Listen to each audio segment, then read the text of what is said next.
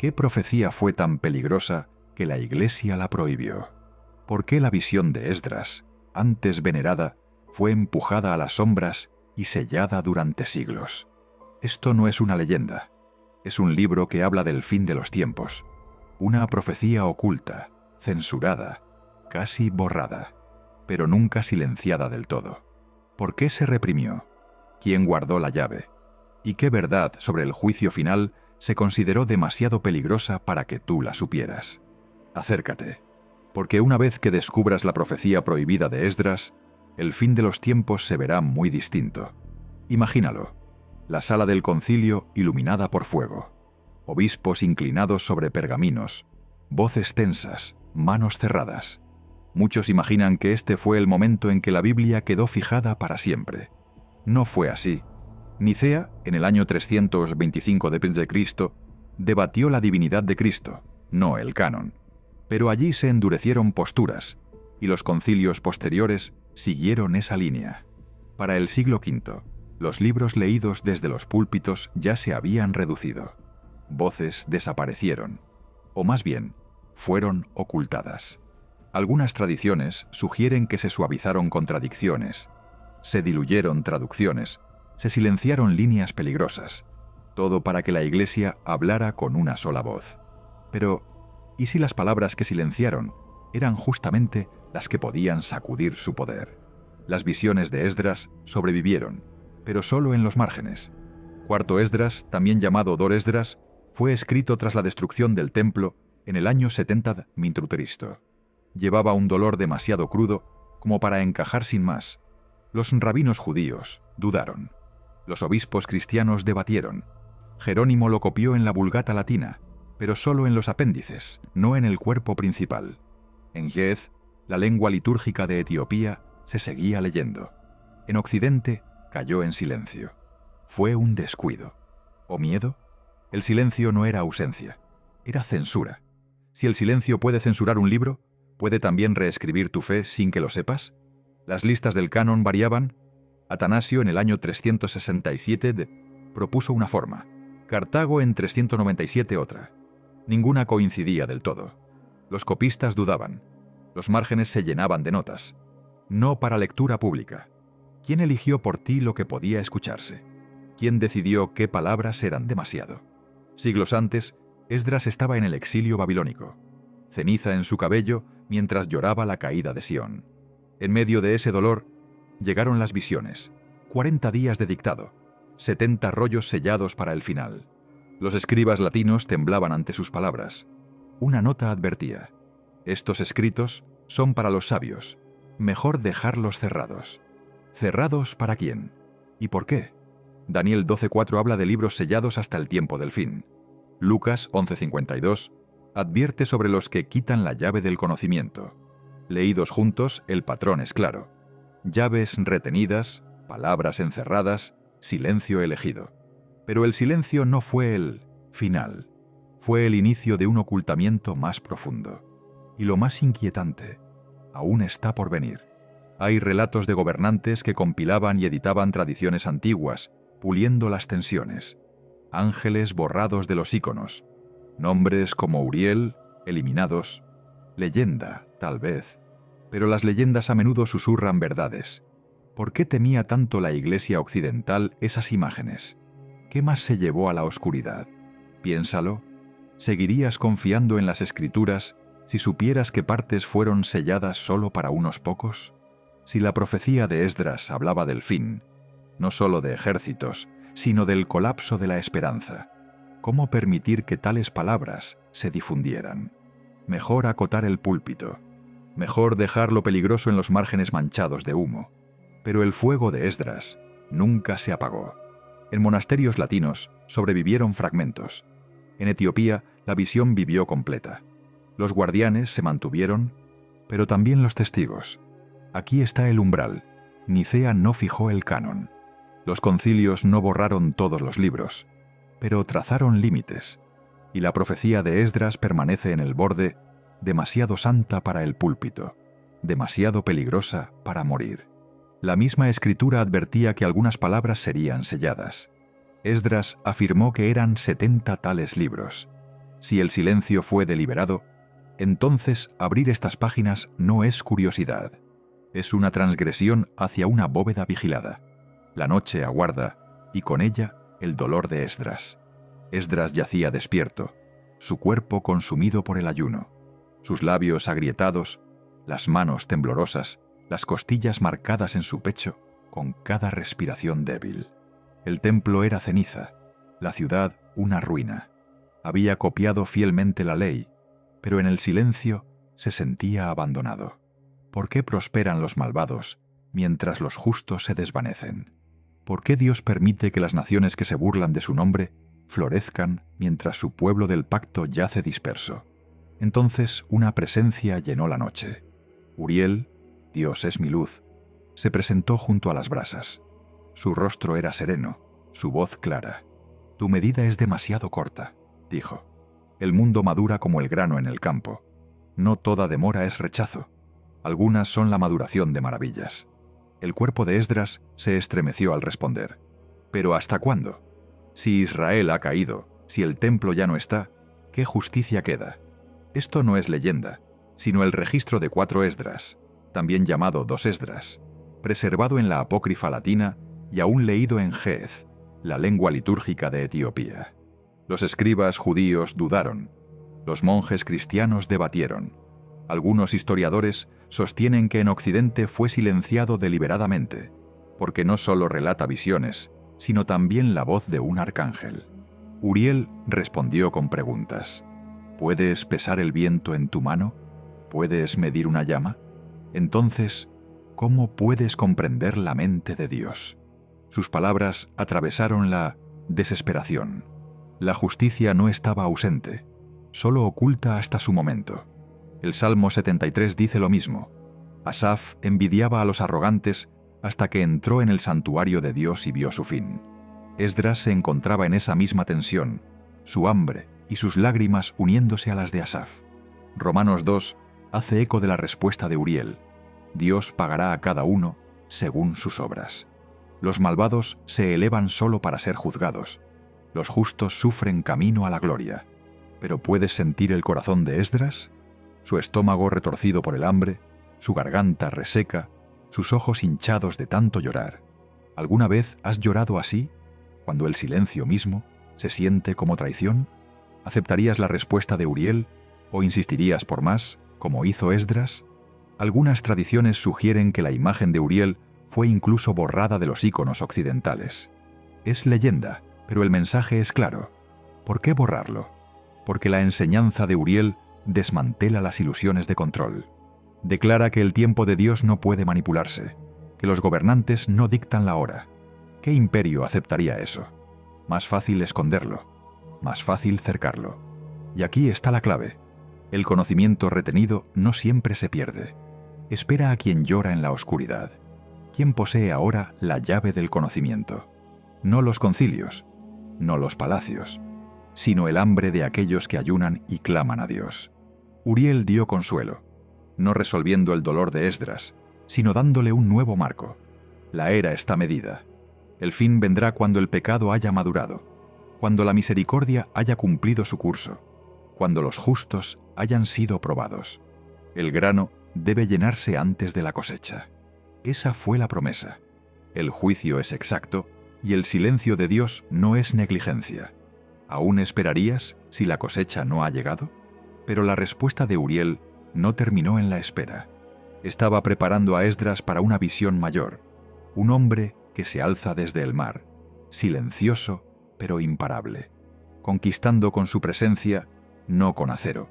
Esa imagen fue demasiado para que los concilios la predicaran, demasiado santa para el púlpito.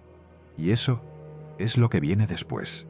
El mar rugía, las olas se alzaban más alto que los muros, las naciones se reunían con terror, sus ejércitos temblaban en la orilla.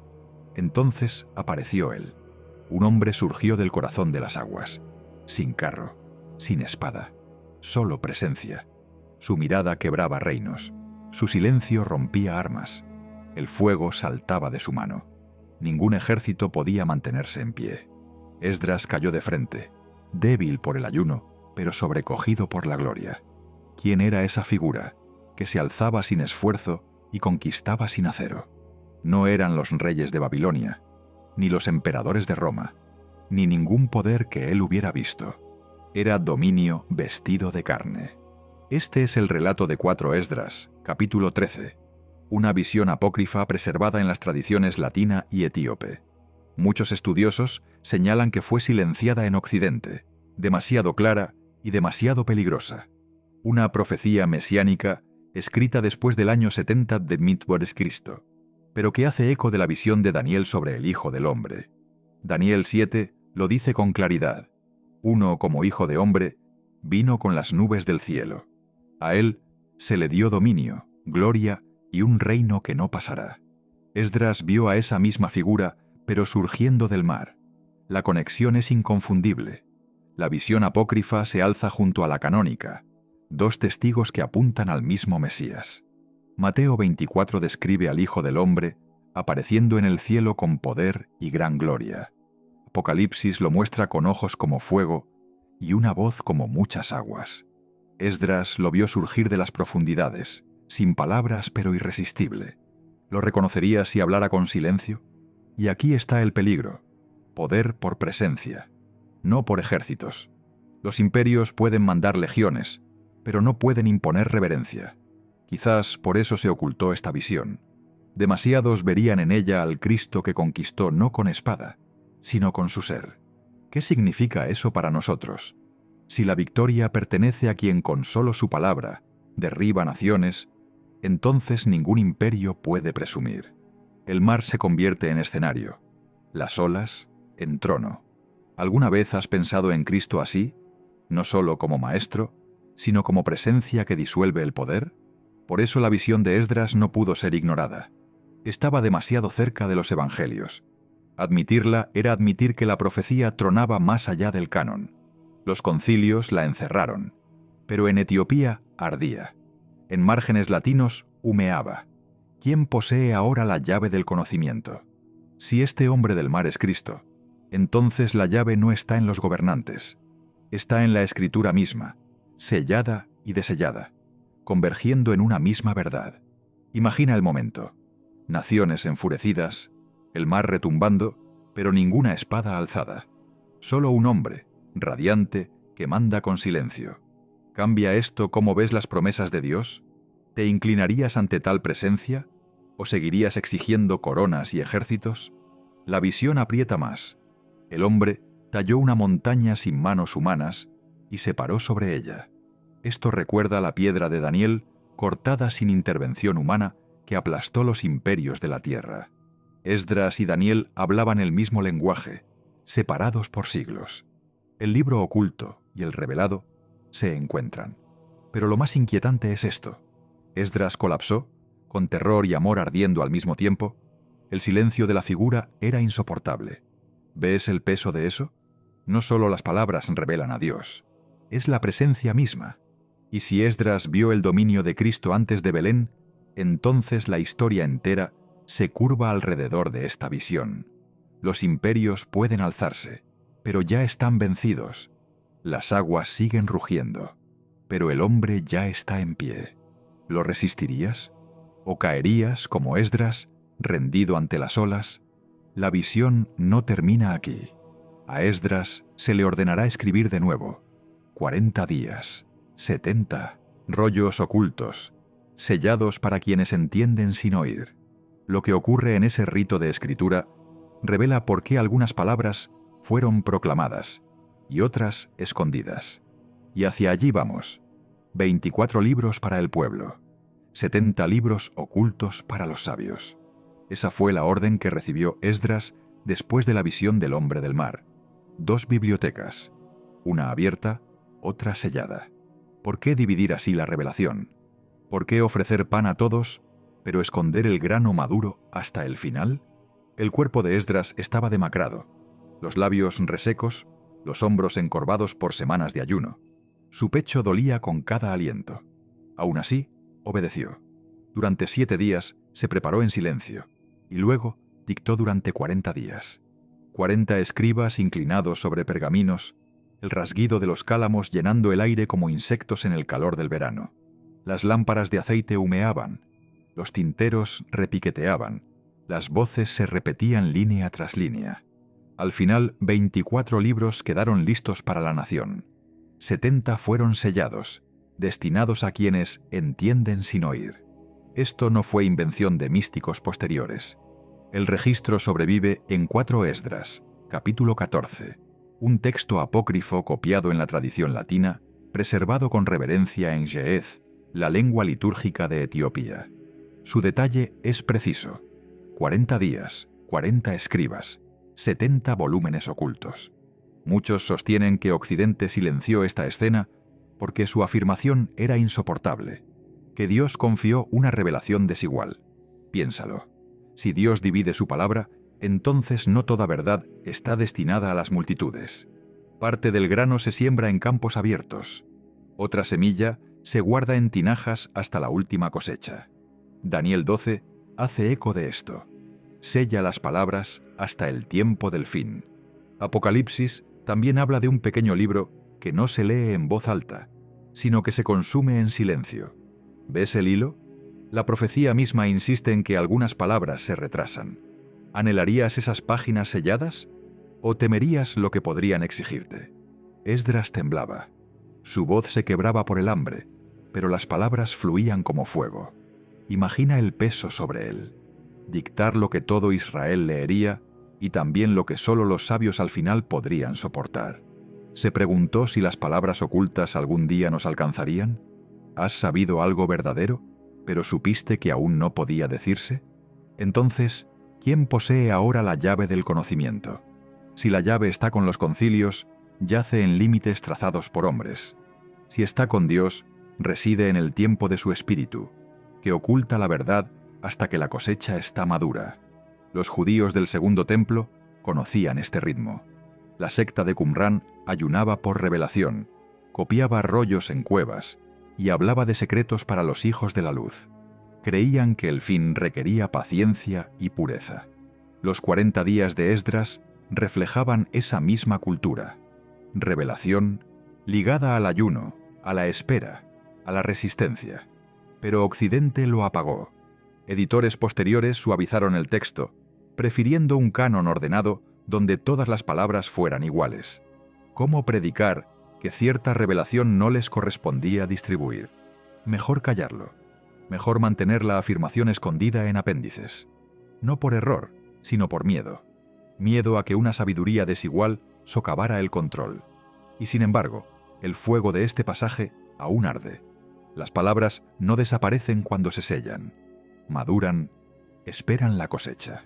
Así como el grano guardado en graneros alimenta solo cuando llega el hambre, también estos 70 libros fueron reservados para días en que la esperanza escasea. ¿Los desearías, sabiendo que podrían revelar más temor que consuelo?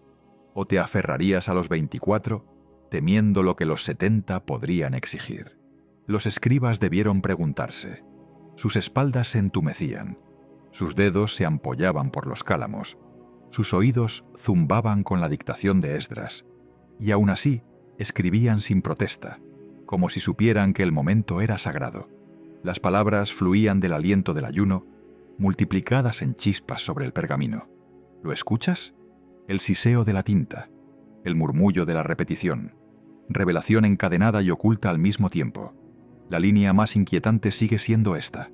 El aliento de Esdras dio vida a 70 libros. Y luego se le dijo: silencio.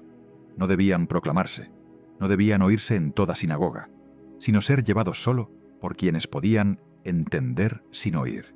Una biblioteca dentro de una bóveda dentro del corazón. Y si se te diera esa bóveda, ¿la abrirías para todos o la guardarías en secreto? Pero el rito de escritura de Esdras no fue el final, fue el eje. Después de 40 días, cuando la tinta se secó y las lámparas ardían débiles, otra pregunta surgió. ¿Qué hace santo a un templo? ¿Son palabras almacenadas en muros o el espíritu que se mueve como aliento? Esa pregunta no podía ocultarse, y nos lleva ahora a la reprensión de Esdras contra la religión vacía, donde los velos no se rasgan con ejércitos, sino con un suspiro. Los 70 libros fueron sellados como semilla en un granero, ocultos hasta la hambruna de los últimos días. Pero la siguiente visión de Esdras cortó más hondo que los rollos. Se volvió hacia el templo mismo. Vio muros dorados en oro pero vacíos de espíritu, doctrinas infladas como panes de vanidad, aguas derramadas que nunca saciaban la sed. ¿De qué sirve el grano si nunca alimenta al hambriento? Esdras temblaba. Había dedicado su vida como escriba de la ley. Amaba las palabras que portaba. Sin embargo, en el silencio del ayuno, vio cómo esas mismas palabras podían volverse espectáculo, leídas con orgullo, aferradas como estructura, pero vacías de aliento. El dolor era insoportable. Criticar el templo era criticarse a sí mismo. Sus costillas dolían al susurrar. Fui un escriba de piedra, no, del espíritu. ¿Alguna vez has sentido esa tensión cuando los rituales son correctos pero la vida se ha ido? 4. Esdras agudiza esta verdad. Los velos no se rasgan con ejércitos, sino con aliento. Un suspiro del cielo deshace lo que el mármol y el acero no pueden. Marcos 15:38 registra que el velo se rasgó cuando Cristo exhaló su último aliento. Lucas 17:21 dice que el reino está dentro de ustedes.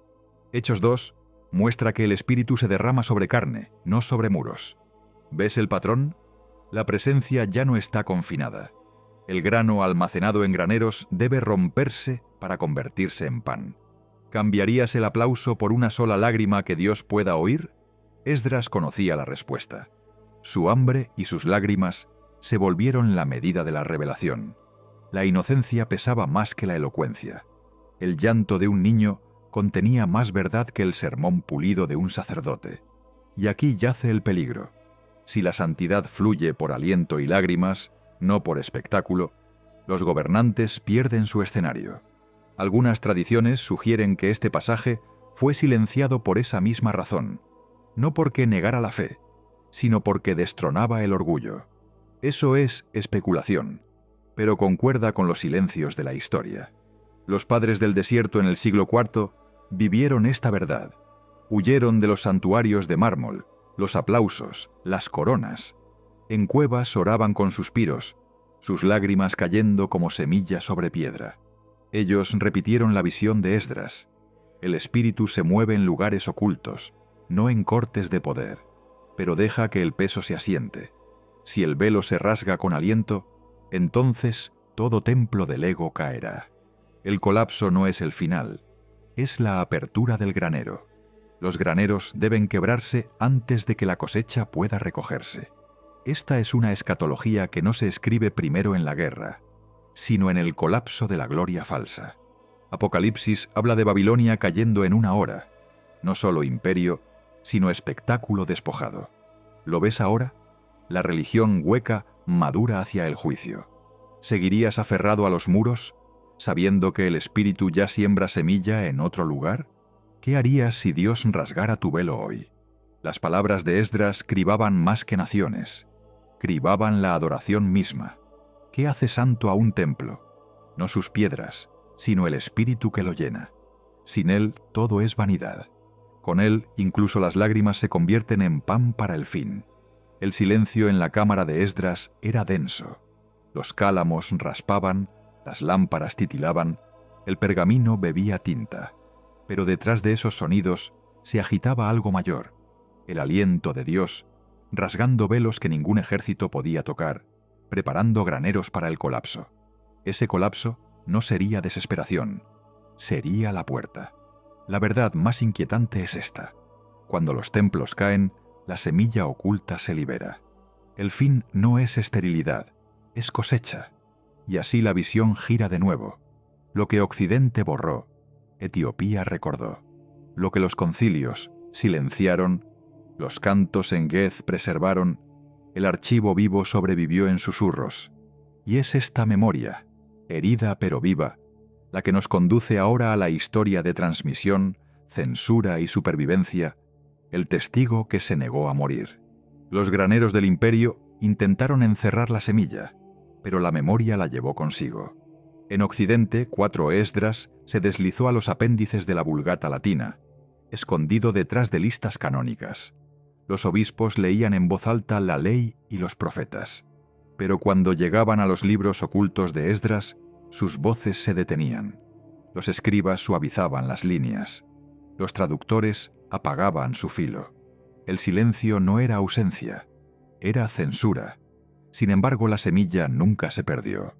En Etiopía, las palabras siguieron vivas en Giez, cantadas por monjes, copiadas por escribas, guardadas en iglesias de piedra, talladas en las montañas de la Libela. Por la noche, los cantos se elevaban como el susurro del grano en los campos, alimentando a los que velaban. Lo que Occidente cayó, Etiopía preservó. ¿Ves cómo esto lo cambia todo? Si los libros ocultos son semilla, entonces Etiopía se convirtió en el campo donde aún podían crecer. Algunos estudiosos incluso afirman que el arte occidental lleva las cicatrices de la censura. Uriel, el ángel que habló con Esdras, aparece en las tradiciones tempranas. Más tarde, su imagen desaparece. ¿Por qué borrarlo? Quizás porque sus palabras despojaban de poder a los gobernantes y lo daban a los quebrantados. El llanto de un niño pesaba más que la corona de un rey. ¿Quién recibiría ese mensaje en un vitral? Sin embargo, la misma escritura muestra que esto no era impensable.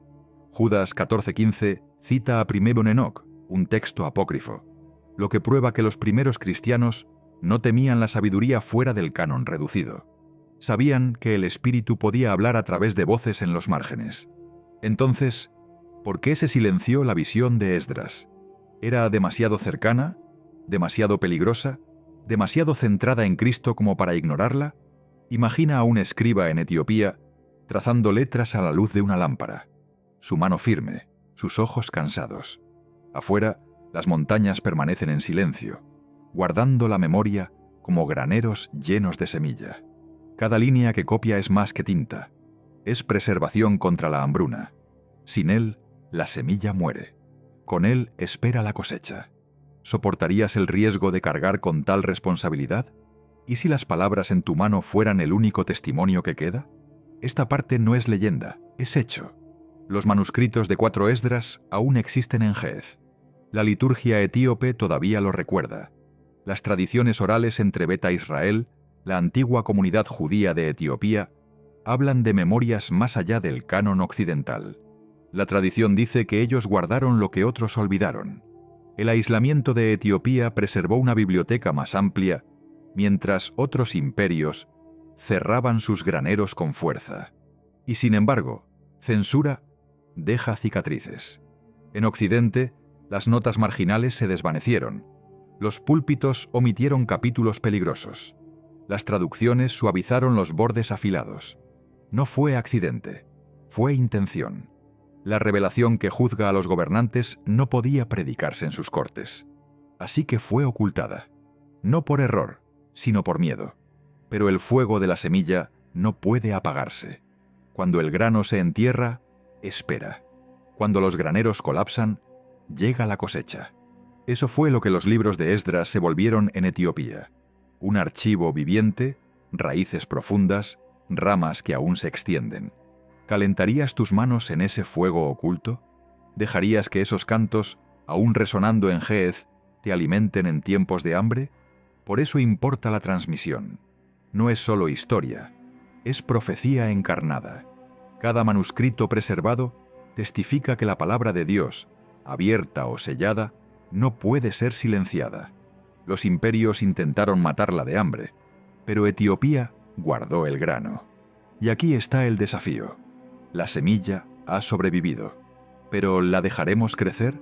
Los libros ocultos de Esdras, preservados en los márgenes, ahora hablan con urgencia. Porque si los graneros del orgullo se están derrumbando, entonces la cosecha de la memoria está cerca. Y más allá del silencio de los escribas, más allá del humo de los concilios, más allá de los cantos en montañas lejanas, espera la pregunta del fin. Porque la semilla no fue preservada solo para la historia, fue preservada para los últimos días.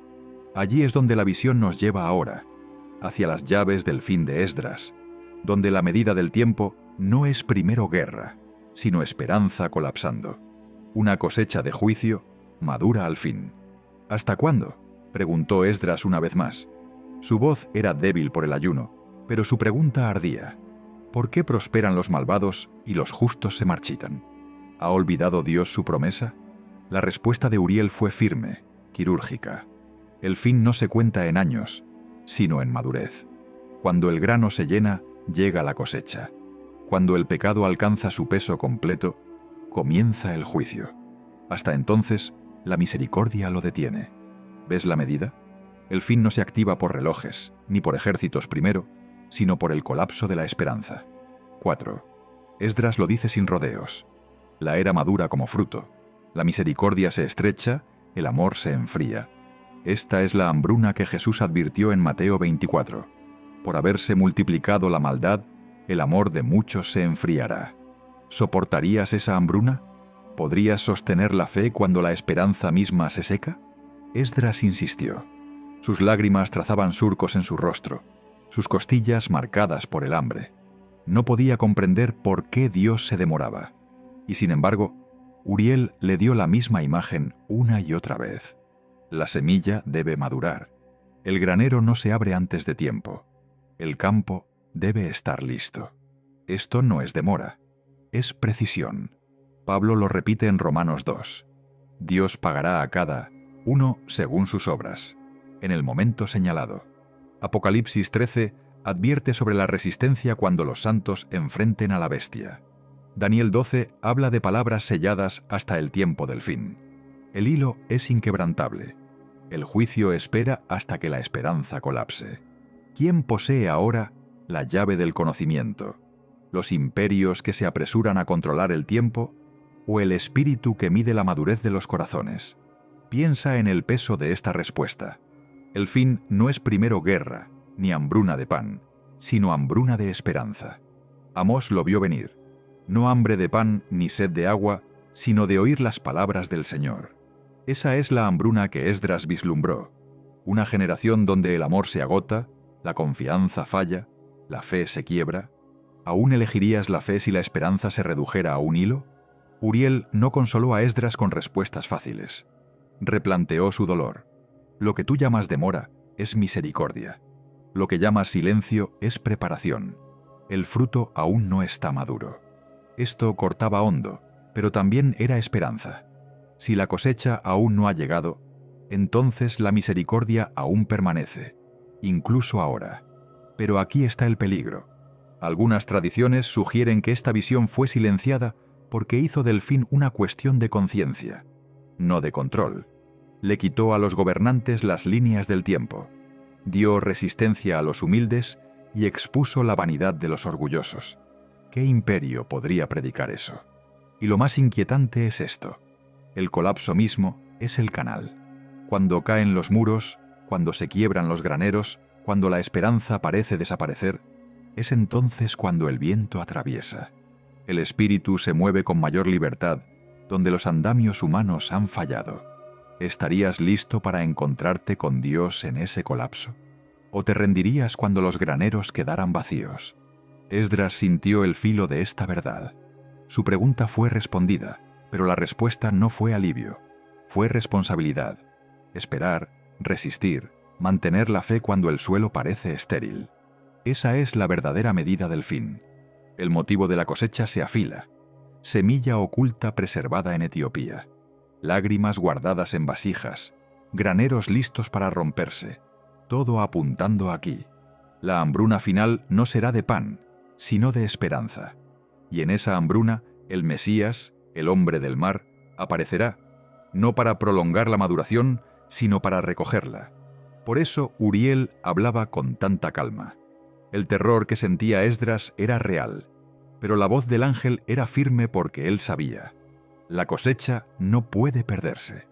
Ningún fruto cae antes de su tiempo. Ninguna lágrima se desperdicia. Y aquí está el lazo que debes retener. El fin se mide no con miedo, sino con fidelidad. La esperanza colapsará, sí, pero el colapso no es la última palabra. La cosecha lo es. La visión de Esdras no termina aquí. Aún queda una llave. El colapso no es desesperación, es la puerta. Y la lección final de Uriel nos muestra cómo, cuando los graneros se rompen, El viento mismo se convierte en el sembrador. Esdras temblaba en silencio tras las palabras de Uriel.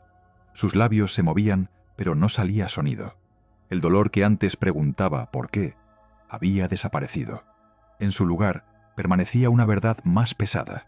El colapso no era demora, era diseño. La presencia de Uriel era serena, precisa. Cuando caen los muros, regresa el viento. Cuando se rompen los graneros, se libera la semilla. Esta es la llave. ¿Lo ves? El fin no es espectáculo, es silencio convertido en canal. Lo que Esdras creyó derrota, se volvió umbral. El velo cae. El espíritu atraviesa. ¿Alguna vez temiste el colapso como pérdida, solo para descubrir que era el canal exacto que Dios usaba para alcanzarte? Esdras bajó la cabeza. Su cuerpo frágil, pero su espíritu ardía. Confesó: fui escriba del templo, no del espíritu. Confié más en la piedra que en el aliento. No era lamento, sino rendición. ¿Quién posee ahora la llave del conocimiento? No los guardianes de muros, ni los concilios de poder. La tiene el espíritu, que oculta y revela, que sella y desella, que se mueve donde quiere. Algunas tradiciones susurran que Esdras mismo desapareció con los libros ocultos, llevado al silencio, para que la semilla permaneciera intacta hasta el fin. Eso es leyenda. Pero aún la leyenda lleva verdad. Cuando el escriba desaparece, el espíritu toma la pluma. ¿Seguirías caminando si el rollo se cerrara ante tus ojos? ¿Perseverarías si la voz se apagara, confiando en que el silencio mismo era instrucción? Mira bien. La Escritura confirma el patrón. Ezequiel 37 muestra aliento entrando en huesos secos. Juan 20 registra a Cristo soplando sobre sus discípulos. Reciban el Espíritu Santo. Hechos 2 dice que el viento llenó la casa cuando los muros temblaron. El colapso no es el fin. El colapso es canal. Y la imagen más inquietante es esta: un altar vacío, el sollozo de un niño, y luego un viento limpio atravesando las ruinas. Ahí es donde Dios escribe ahora, no en piedra, no en salones de mármol, sino en corazones vivos. ¿Le permitirías escribir ahí, en ti? Esdras se desvanece en ese momento. No hay un final triunfal, no hay corona, no hay ejército. Solo el eco de su dictado, el temblor de su confesión y el aliento que atravesó el silencio. Él desaparece, pero la semilla permanece. Los graneros se han quebrado, la cosecha espera. Y así, la profecía oculta se cierra, no con espectáculo, sino con silencio. No con desesperación, sino con esperanza. Porque lo que fue preservado en los márgenes nunca fue destinado a quedarse ahí. Fue hecho para vivir de nuevo, en nosotros. El fin de los tiempos no es solo el colapso de las naciones, es la caída de templos vacíos, la ruptura de graneros, el silencio que limpia el campo. Y en ese silencio, el Espíritu siembra. Nunca estuvimos destinados a ver esto solos. La semilla oculta nos ha alcanzado ahora. La pregunta ya no es si sobrevivió, sino si la llevaremos adelante.